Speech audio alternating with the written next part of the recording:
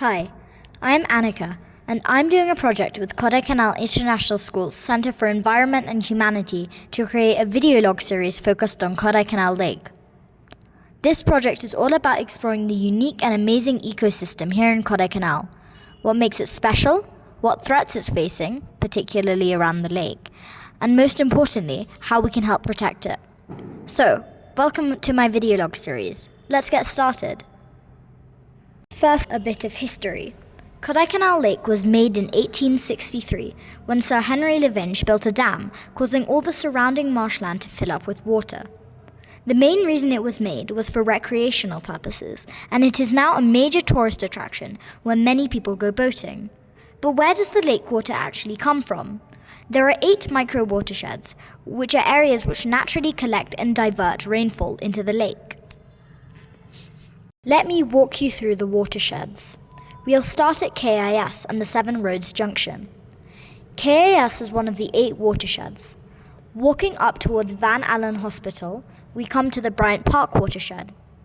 From there, we can cross into the Bombay Shola Forest and continue on to Swedish Hill and Upper Lake View.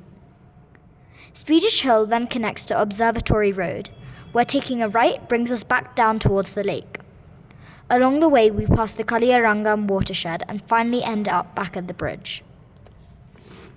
According to documented natural history of Kodaikanal, there used to be 4 springs surrounding Kodai Lake, which would feed streams into the lake.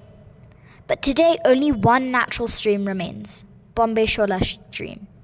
The other streams have either gone dry or been built over and converted into roads, which can pose a major problem. When it rains, the rainwater that collects in these micro watersheds will run down the road, collecting waste, debris, and loose soils and sweeping it into the lake. This can cause a pollution problem as well as a siltation problem because of the soil. Bombay Shola, the last remaining stream flowing into Kodai Lake.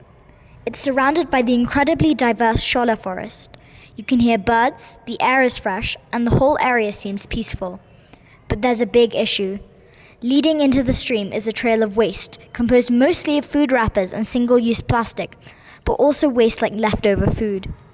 Animals might eat the plastic or food waste, which can make them sick and also throw off the natural balance of predators and prey by contributing another food source. Since this is the only stream still feeding into the lake, it is really important that we protect it.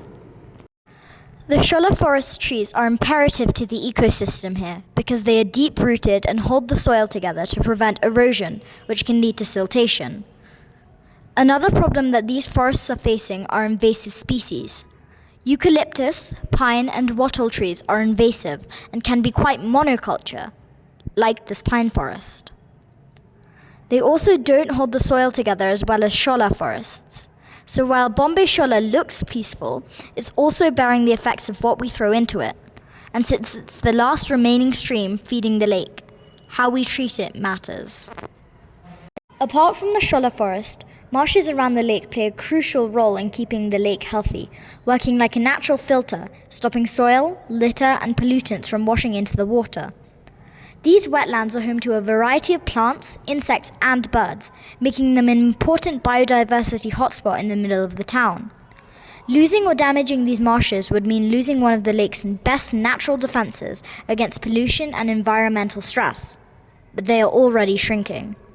There used to be other marshy areas, now built over, like this parking lot. And while the marshes can filter out pollutants to a certain extent, they alone can't fix the pollution problem. We have to reduce our litter too, which ends up clogging inlets of fresh water to the lake. Thank you for watching. See you in the next one.